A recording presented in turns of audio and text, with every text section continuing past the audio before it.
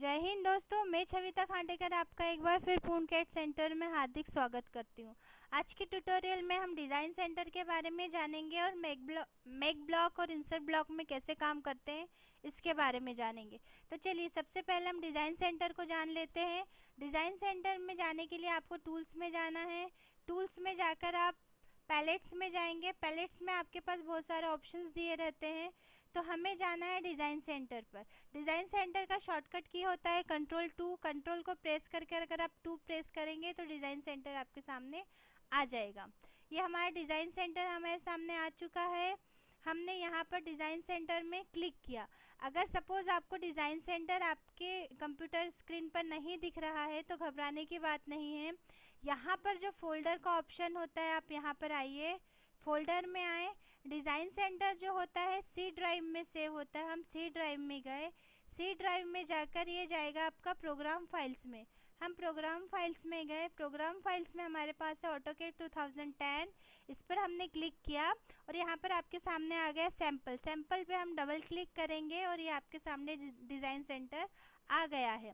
तो सपोज़ अगर मुझे किचन को शो करने के लिए, उसको डिज़ाइन करने के लिए अगर मुझे सिम्बॉल्स चाहिए होते हैं तो हमने किचन पे डबल क्लिक किया और यहाँ पर ब्लॉक में फिर हमने डबल क्लिक किया तो आपके सामने किचन के अप्लाइंसेस आपके सामने आ जाएंगे, जैसे कि किचन लेआउट है, आपका कैबिनेट है, डिशवॉशर है, बहुत सारी चीज़ें आपके सामने आ जाएगी। किचन से रिलेटेड सिंक है। अब किचन की जगह में अगर मुझे हाउस का चाहिए है तो ब्लॉक में गए, ये आपके सामने टब आ जाएगा, डोर आ जाएंगे, डोर विंडो आ जाएंगे।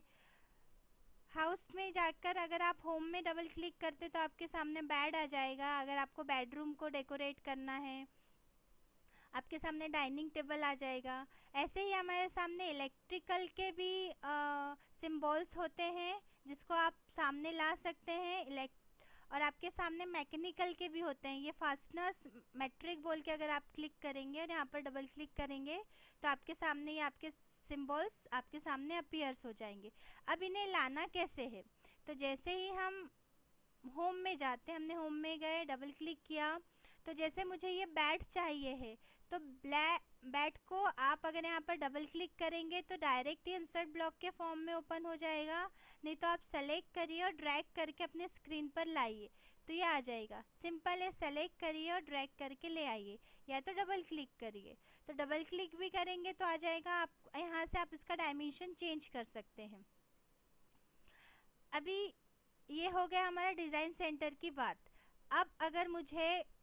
अब जैसे ही हमने डिज़ाइन सेंटर से जाकर हमने कुछ भी सामने लाया,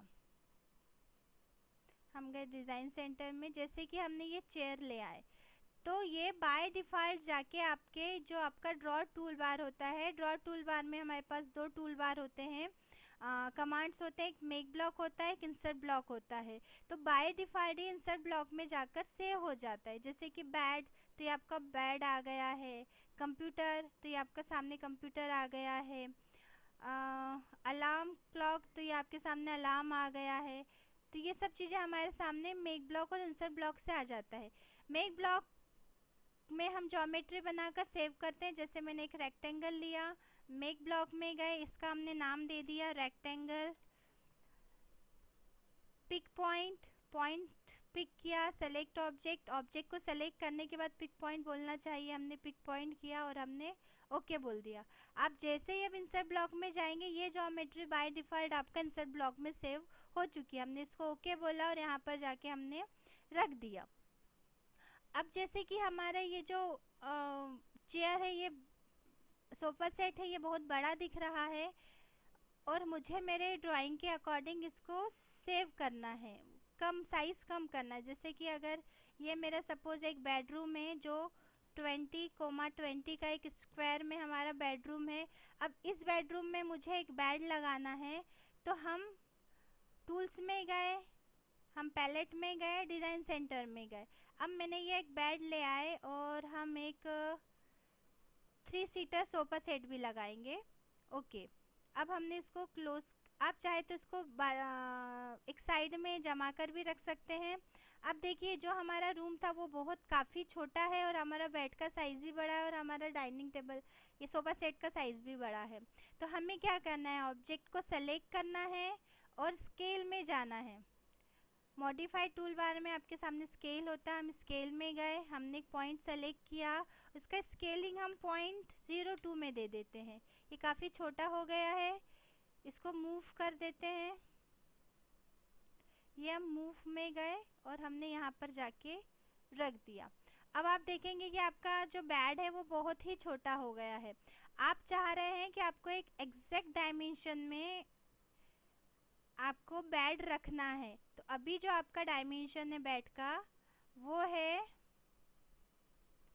1.2 और 1.6। आप हमारा जो रूम है वो 2020 का है और हमारा बेड साइज 1.2 का है। मुझे इसका जो डायमेंशन चाहिए, इसकी जो चौड़ाई चाहिए वो 5 में चाहिए है।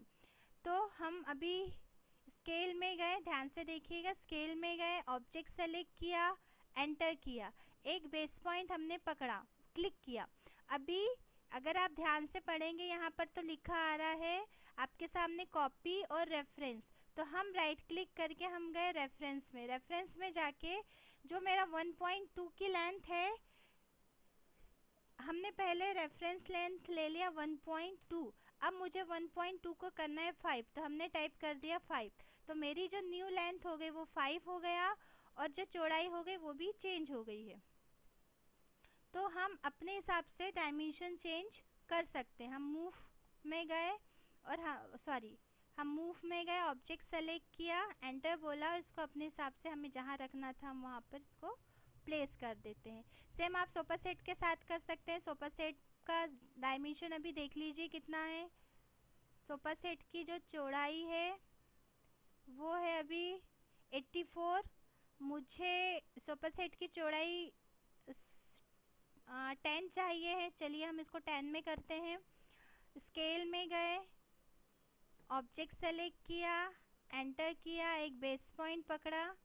अभी जो हमारा रेफरेंस में डायमेंशन है वो 84 है। 84 को मुझे 10 में कन्वर्ट करना है।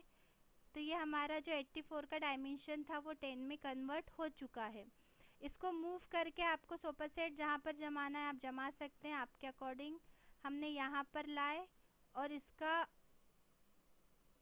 मेरे हिसाब से ठीक है। आप अपने हिसाब से अपना कमरे को इंटीरियर कर सकते हैं। तो जो डिज़ाइन सेंटर होता है वो इंटीरियर के काम में आता है। जब आप आपके कस्टमर को कोई फ़ाइल देते हैं, हम प्लान देते हैं, तो हम विथ इंटीरियर करके दें तो हमारा इम्पैक्ट ज़्यादा अच्छा पड़ता है। मुझे उम्मीद है आपको ये ट्यूटोरियल पसंद आया होगा। लाइक शेयर करिए और कमेंट ज़रूर करिए। Thank you.